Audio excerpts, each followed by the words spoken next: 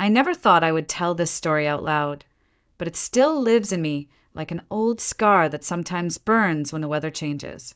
I was 7 years old the day my mother left me at the state children's home. She knelt in front of me, held my hands, and promised, "Just a couple of days, sweetie. I'll come back for you. Don't cry, okay?" I nodded because I trusted her.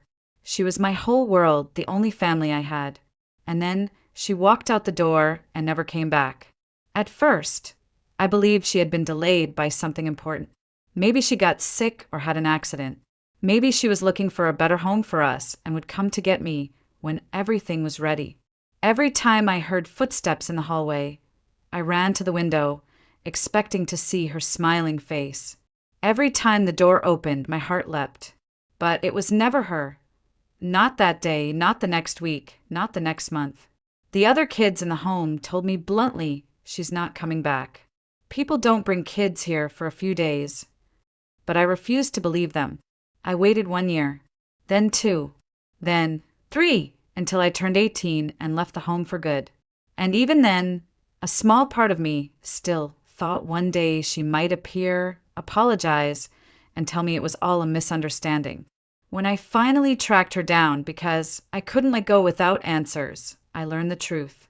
She had moved to another city, built a life without me, and never planned to return. She hadn't lost me by accident. She had abandoned me on purpose. That realization hit harder than anything I had experienced as a child. I was quiet, obedient, always tried to be good. So why wasn't I enough? Why didn't she want me? For a long time, that question haunted me. But instead of letting it destroy me, I turned it into fuel. If my mother didn't want me, I would build a life so full and so strong that no one could ever throw me away again. I studied harder than anyone else in school, graduated top of my class, and earned a scholarship to a university known for its design program. I had one goal: to become independent, successful, and untouchable. I rented a small government-subsidized apartment when I aged out of the children's home, and I renovated it myself. Every piece of furniture, every color on the walls, every tiny detail was mine, proof that I could create beauty out of emptiness. That apartment wasn't just shelter, it was a statement. I was no one's burden. I was enough. Yet, even in my busiest moments, I felt lonely. Friends? I had a few acquaintances, mostly from work, but I kept my walls high. There was one exception, Ethan Collins. He was the boy I had met at the children's home when I was 11, and he was 13, still raw from losing his grandmother, the only family he had. I remembered how he had stood alone in the courtyard, head down, while a group of older boys taunted him. I stepped in, trembling but fierce, and said, "Back off. Leave him alone, or I'm telling Mr. Henderson."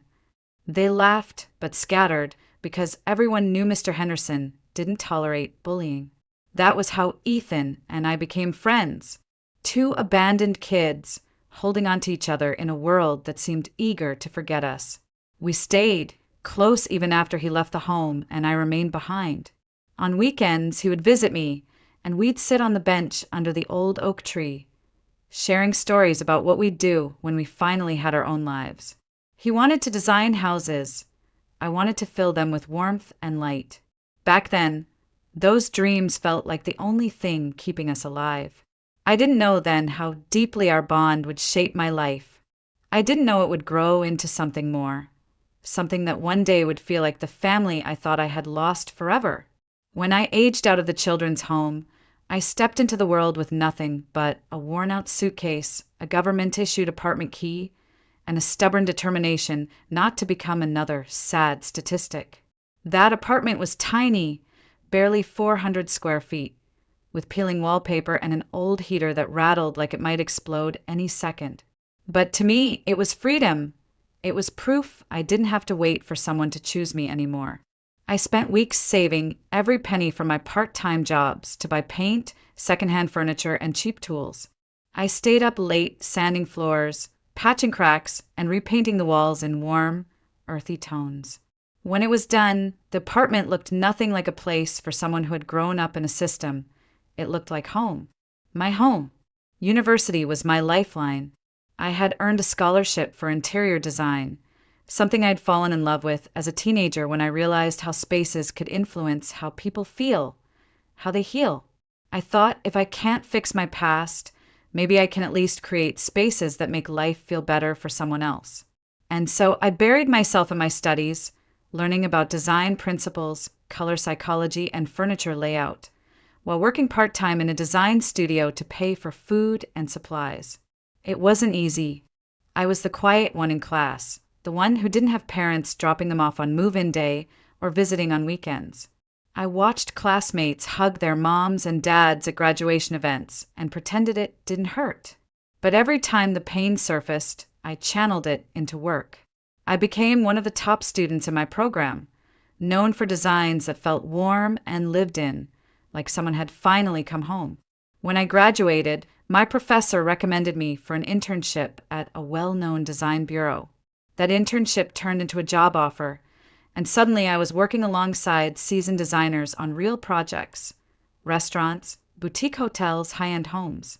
For the first time, I had a stable income, my own clients, and the respect of people who valued my talent. Outside of work, I kept my circle small.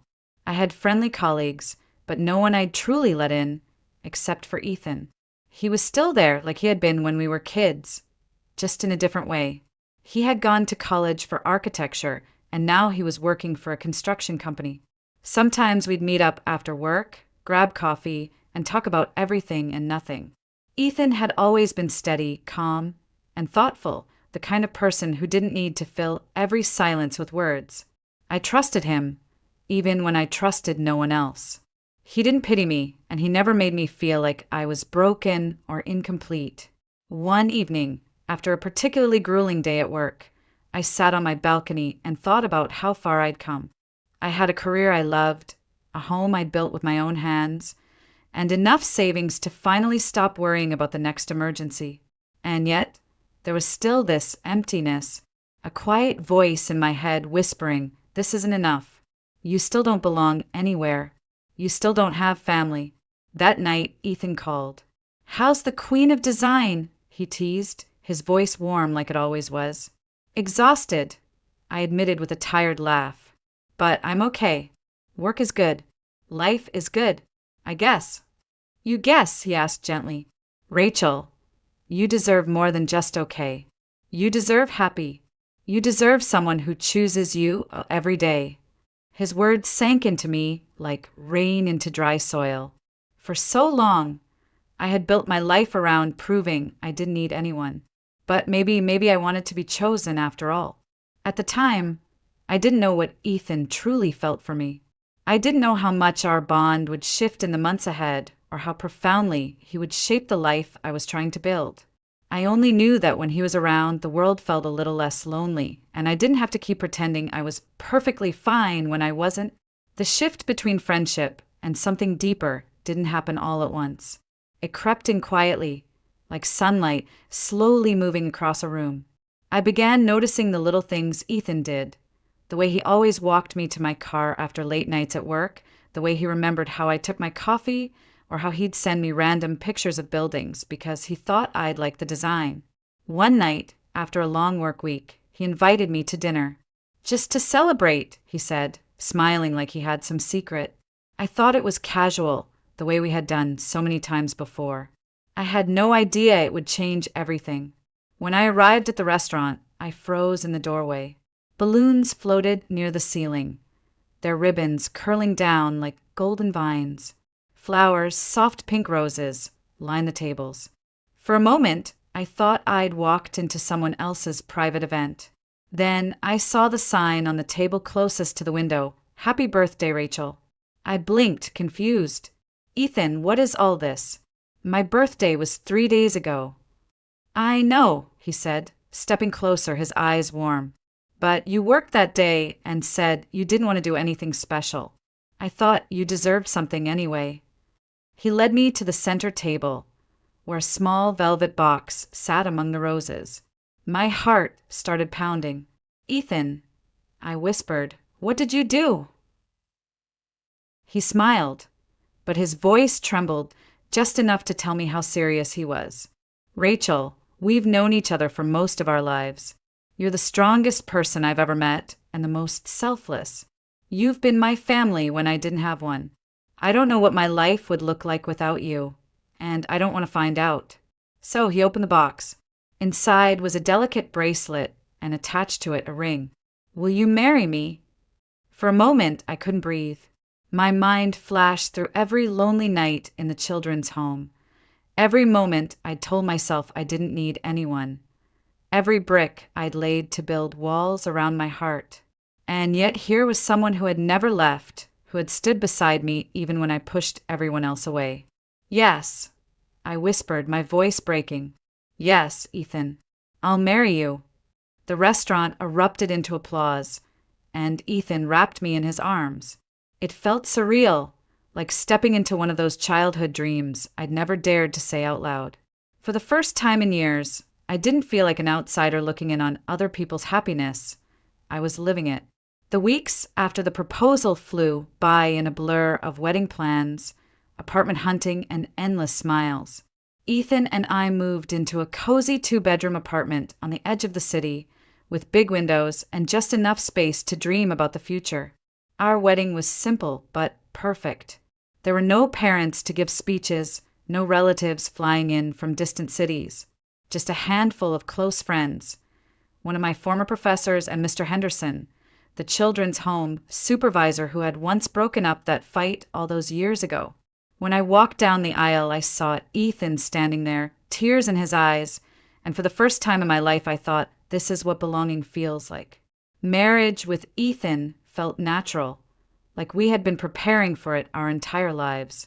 We cooked together, laughed together, and even started talking about starting a business together, combining his architectural skills with my interior design expertise. We called it Collins and Company. Design. For the first time since I was a child, I stopped waking up with that gnawing ache in my chest. I had a partner. I had love. And I had a future that finally felt like it was mine. I didn't know then how fragile that happiness could be, or how quickly everything can change with one violent twist of fate. Married life with Ethan felt almost unreal at first, like I had stumbled into someone else's dream. We had our little apartment on the edge of the city, sunlight spilling through the big windows every morning, and the hum of life outside reminding me that I finally belonged somewhere. Waking up next to him, cooking breakfast together before heading off to work. Those simple moments were everything I'd ever wanted, everything I'd thought I might never have. Work had been going well for both of us, but one evening Ethan said something that made my heart race. "Why don't we do this together? You're incredible with interiors, and I'm good with structures. Why not open our own firm?" The idea terrified me. My whole life had been about stability, about never risking too much because I couldn't afford to fail. But looking at Ethan, his excitement contagious, I thought maybe this is what family does. They dream together. We took the plunge and started Collins and Company. Design, him handling architecture and structural plans, me focusing on interiors. At first, it was just the two of us, working late into the night, surviving on takeout and coffee. But slowly, clients started calling, thanks to word of mouth and Ethan's contacts from his construction work. One job became 3, 3 became 10, and before we knew it, we had to hire a small team. It wasn't easy. There were moments of stress, contracts falling through, clients changing their minds last minute, arguments about budgets and deadlines. Yet every night, when we collapsed on the couch together, we'd laugh and say, "We survived another day." And somehow, that made it all feel worth it. The business grew, and so did our life together. We talked about buying a house one day, something with a backyard, maybe even space for a dog. And, of course, we talked about kids. That was where things got complicated. Month after month passed, and nothing happened. I tried not to think too much about it at first, telling myself, it'll happen when it happens. But soon I started worrying. I went to a doctor just to be sure, and after a few tests, she smiled and said, "There's nothing wrong. You can have children. Sometimes it just takes time." Relieved, I came home and begged Ethan to get checked too. He resisted at first, saying it wasn't necessary, but when he saw how much it meant to me, he agreed. A week later, he walked into the apartment with an envelope in his hand and a soft smile on his face. "We're both fine, Rachel. It's just not time yet." We tried to believe that, but the truth is it wore on me. I'd look at him sometimes, imagining him holding a baby, and my chest would ache with longing. Still, we didn't let it consume us. Instead, we poured ourselves into our business and into each other. Every project we completed felt like a victory, a small piece of the future we were building together. By our third wedding anniversary, we had paid off our debts, bought a beautiful little home with wide doors and space to grow, and had a list of clients booking months in advance. We were proud, happy, and full of plans. Looking back now, I wish I could have frozen that moment, the joy, the love, the way I thought nothing could ever tear us apart. But life doesn't work like that, because one night on the way to celebrate Ethan's birthday and pick up the dress I'd ordered for the occasion, everything we had built, everything we had dreamed, came crashing down in a way I could never have imagined. The night it all changed was supposed to be perfect. Ethan had just turned 33, and I'd been planning a surprise dinner at his favorite restaurant. I had also ordered a new dress for the occasion, a deep emerald green one that hugged just enough to make me feel confident, but still elegant. After work, we planned to swing by the boutique to pick it up before heading to dinner. I remember feeling light that day, almost giddy, humming along to a song on the radio as Ethan drove. "You're in a good mood," he teased, his hand resting on mine. "Of course I am," I grinned. "My husband's birthday. I get to spoil you." He laughed, shaking his head. "Rachel, you do that every day." And then it happened. There was a flash of blinding headlights, a screech of tires, and the sickening crunch of metal folding in on itself. For a split second, it felt like time slowed, like I could hear every sound separately. The shattering glass, the deep groan of twisting steel, Ethan's voice shouting my name. Then pain. Hot, crushing, searing pain and nothing. When I woke up, the world was sterile white and humming with machines. My head pounded, and my mouth was dry, but the first thing I noticed was the stillness. I couldn't feel my legs. Panic clawed up my throat as I tried to move. Nothing. I tried again, harder this time, but it was like my body below the waist didn't belong to me anymore. A nurse appeared, rushing to my side. "Rachel, it's okay, you're safe. You were in an accident. Try to stay calm." "Where's Ethan?" I croaked, ignoring the pain in my chest. "He's fine," she assured me quickly. "Bruised and a mild concussion, but he's okay. You've had surgery on your back. The doctors will explain everything." Ethan was there not long after, sitting by my bed, holding my hand like it was the only thing keeping him grounded. He smiled through tears. "You scared me, Rachel. God, you scared me." "Ethan, my legs." "I can't feel my legs," I whispered. His smile faltered, his eyes glossing with fresh tears. "The doctors said it's too early to know the outcome. You need time to heal, to see what comes back. We'll figure it out together, okay?" But deep inside, I already knew. Something fundamental had shifted. The next few weeks were a blur of hospital rooms, physical therapy assessments, and endless, aching nights. My once strong, independent body was now something I didn't recognize. And though Ethan never left my side, feeding me, brushing my hair, holding me when I cried, I couldn't shake the feeling that I'd lost more than just my mobility. I'd lost who I was. One evening, I broke down completely. "Ethan, you don't deserve this," I said through tears. "You married someone who could stand beside you, not someone who can't even stand at all. You should leave me.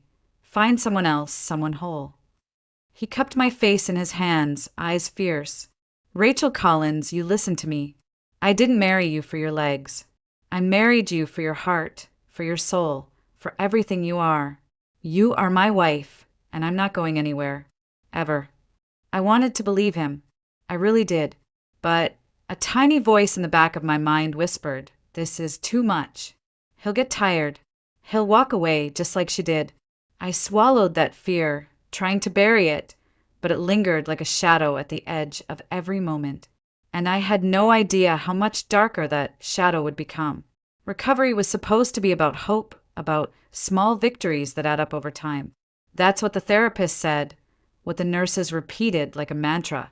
But to me, recovery felt like watching someone else live my life while I sat still, useless and trapped inside my own body.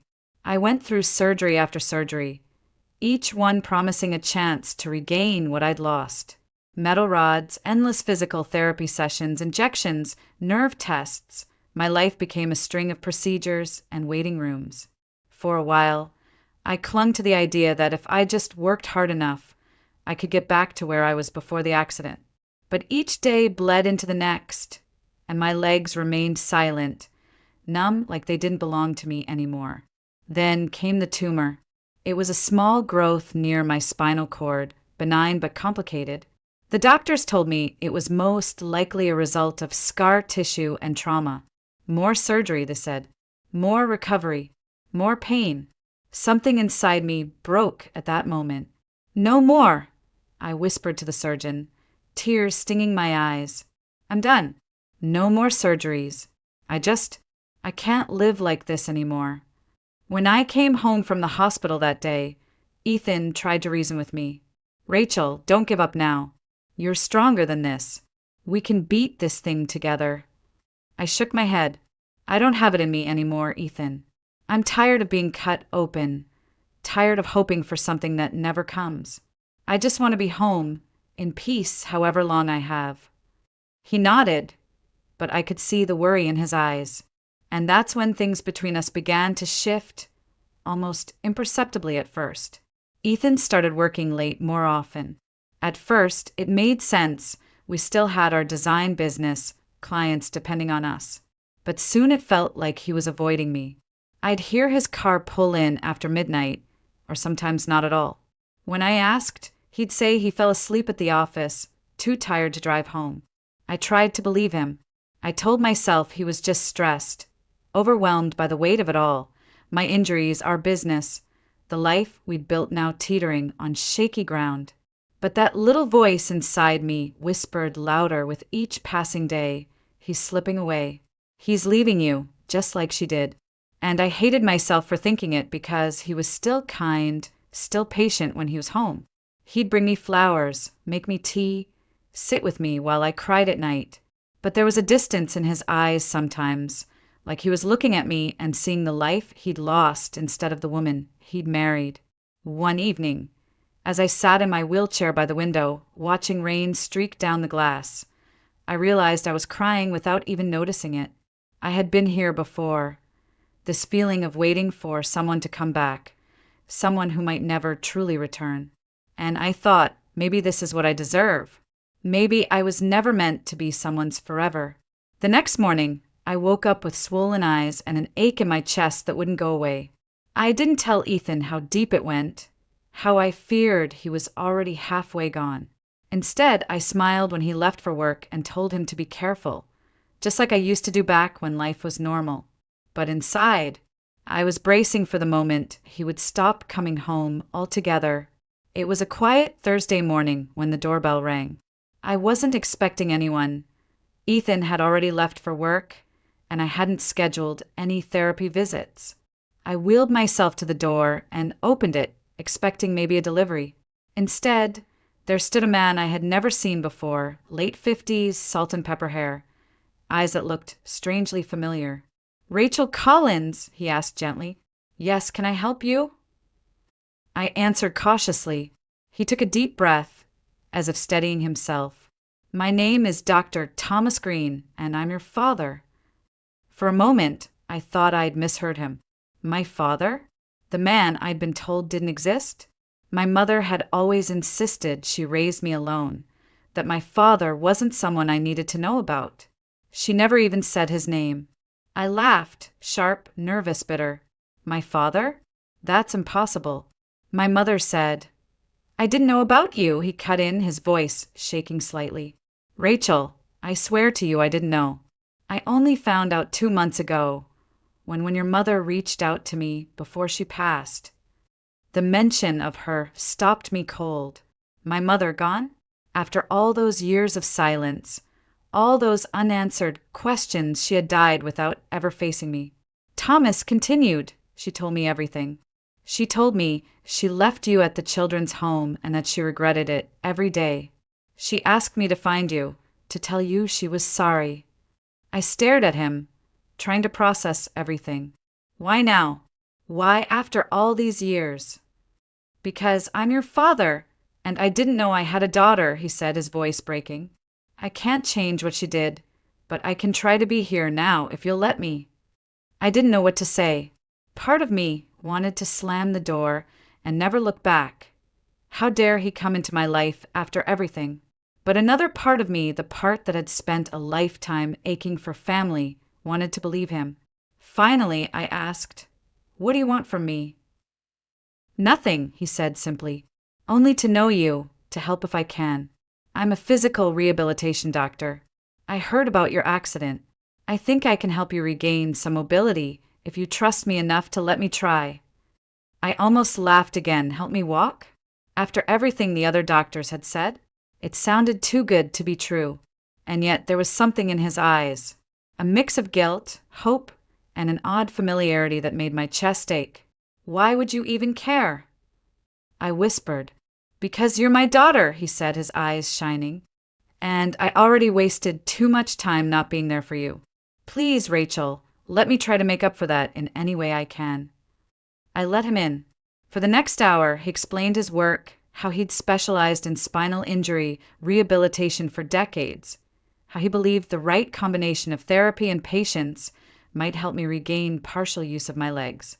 I listened quietly, not knowing if I dared to hope. When he left that day, he gave me his card. "I'll be in town for as long as you need me. Call me if you're willing." After he was gone, I sat in silence, staring at the card in my hand. My father. After 30 years of believing I had no one but Ethan, there was suddenly another branch on the family tree. Someone who claimed he wanted me, not out of obligation, but because he chose to. That night, I lay awake long after Ethan came home, still hearing Thomas's words. For the first time in months, something in me stirred, a fragile, dangerous thing I thought I'd lost forever. Hope. Hope is a dangerous thing when you've lived most of your life without it. For weeks, I met with Dr. Green, my father, though I still stumbled over the word, working through exercises I hadn't believed were possible. His approach was different, slower, more deliberate, focused on muscles other doctors had given up on. And something miraculous began happening. I could feel tingling in my thighs, small sparks of sensation that had been absent for months. One afternoon, after a particularly exhausting session, I called Ethan. He didn't answer. I assumed he was busy, so I left a message. "Hey, just finished therapy. It's working, Ethan. I think I'm really going to walk again." My voice cracked from the weight of the words. But Ethan came home late that night, looking tense, his jaw tight. He didn't ask about therapy. He barely looked at me. "What's wrong?" I asked, rolling toward him in my chair. He hesitated, then said, "Who's Thomas?" I froze. "Thomas is my father. I told you." "No, Rachel. You didn't tell me much of anything. You just said some doctor offered to help. You didn't say he was your father. A man I've never heard of. A man who suddenly shows up and takes you to private sessions every other day." My chest tightened. "Ethan, it's not like that. He didn't even know I existed until recently. He's just trying to help, really?" His voice was sharp, unfamiliar. "Because from where I'm standing, you've been spending a lot of time with some stranger, telling him things you don't tell me. I'm your husband, Rachel. Or did that change when I wasn't looking?" Anger flared in me, hot and painful. "How dare you? This is about me trying to get my life back, Ethan. About me not being a burden to you anymore." "You were never a burden," he snapped, but his eyes betrayed him. There was exhaustion there, years worth of it. I don't know what's going on anymore. You shut me out, Rachel. And now there's this man, this father who conveniently shows up when you're at your weakest. Forgive me if I'm suspicious. I couldn't breathe. After everything, after my mother, after the accident, after all those nights wondering if Ethan would leave me, this felt like betrayal wrapped in accusation. Get out, I said softly. He blinked. What? Get out, I repeated, louder this time, my hand shaking. If you can't trust me, if you think I'd do something like that, you need to leave. Because I can't do this with you looking at me like I'm some stranger you regret marrying. He stood there for a long moment, his face torn between anger and regret. Finally, he turned and walked out the door, slamming it behind him. I sat in my chair, tears blurring my vision, my chest aching like my ribs might crack open. All the old fears came rushing back. He's leaving, Rachel. Everyone leaves eventually. Hours passed before I heard another knock on the door. I opened it to find Thomas standing there looking concerned. Rachel? Are you okay? I broke then. I collapsed forward, sobbing into the chest of a man I'd only known for a short time but who was undeniably my blood. He thinks I'm having an affair, I choked out. Thomas stiffened, then pulled back to look at me. An affair? With me? I nodded helplessly. He sighed, shaking his head. Rachel, I'm so sorry. This is my fault. I should have come to meet him. Explained everything from the start. The sound of the door opening cut him off. Ethan stood there, eyes wide, his face pale.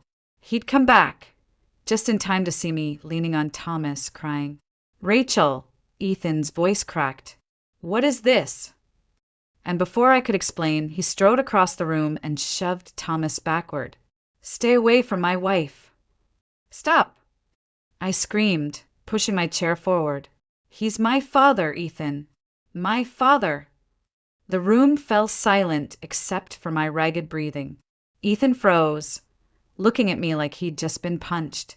Your father, he whispered.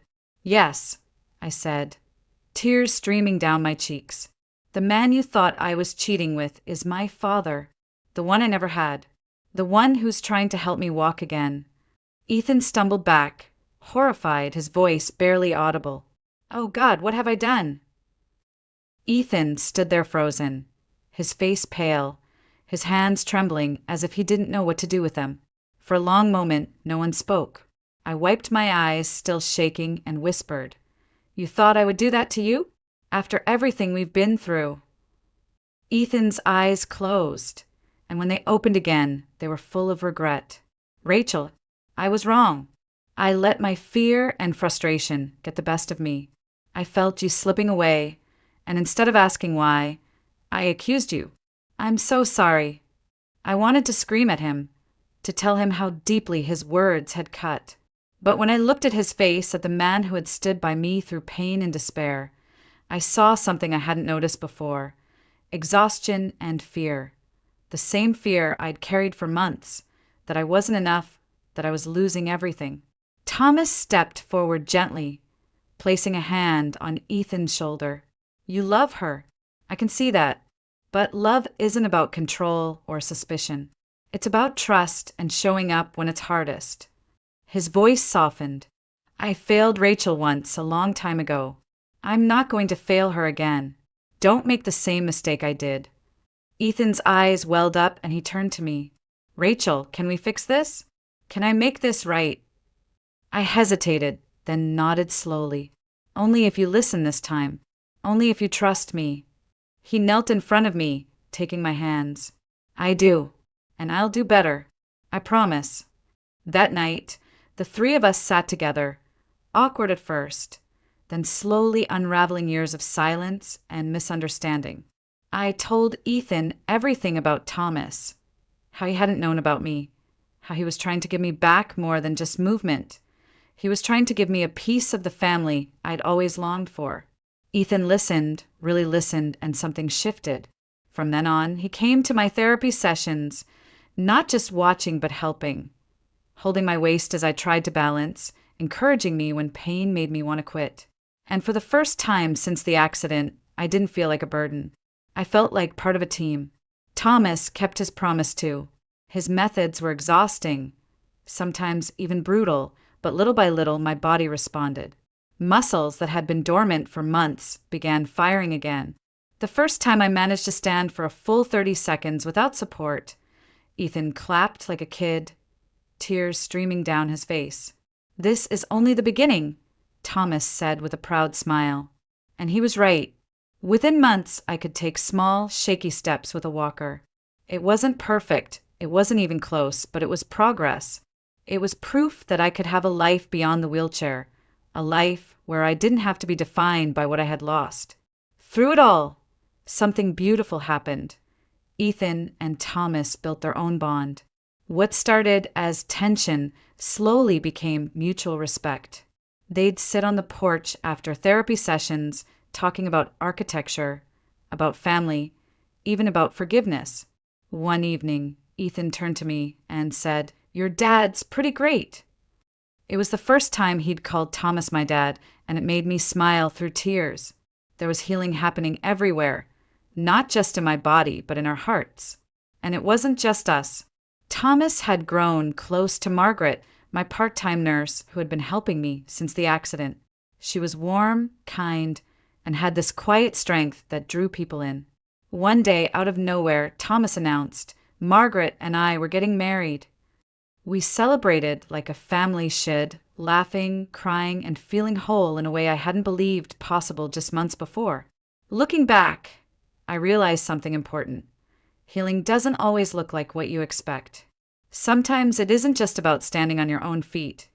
It's about letting people stand with you, about building something new out of what you thought was broken forever.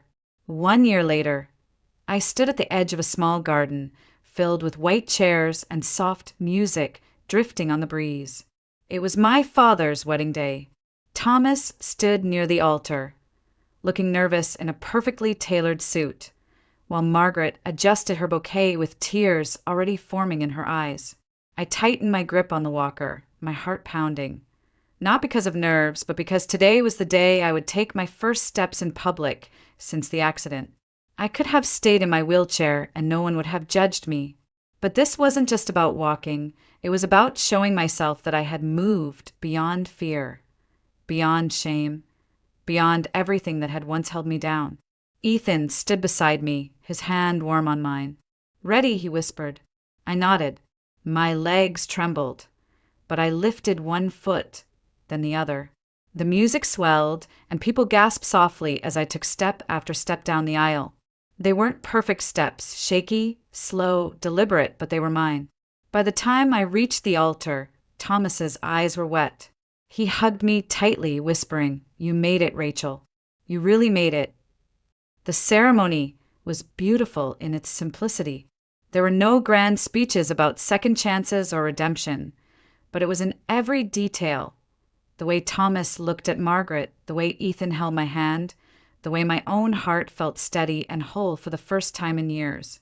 After the vows were exchanged and applause filled the garden, Ethan leaned close to my ear.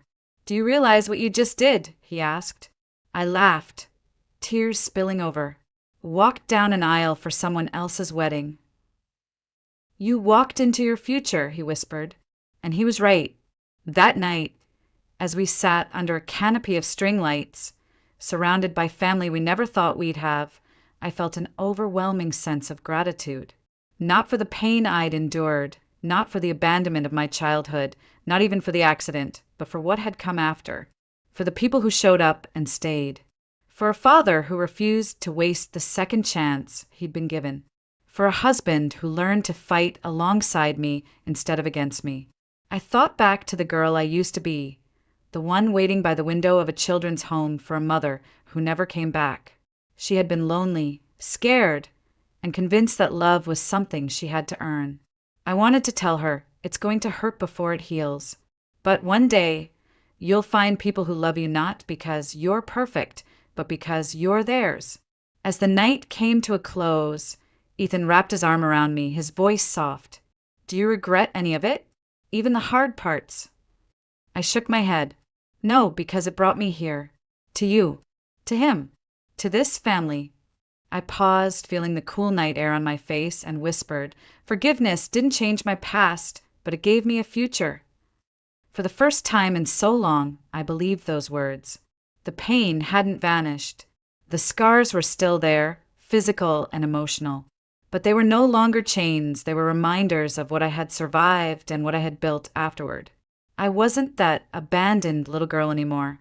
I wasn't the broken woman in the wheelchair wondering if anyone would stay. I was Rachel Collins, daughter, wife, survivor, and someone who had finally learned how to stand, not just on my own 2 feet, but in my own life. As the lights dimmed and laughter echoed around me, I smiled, knowing this was only the beginning of a life I never thought I'd get to live. And for the first time, it didn't scare me to move forward because I wasn't moving forward alone.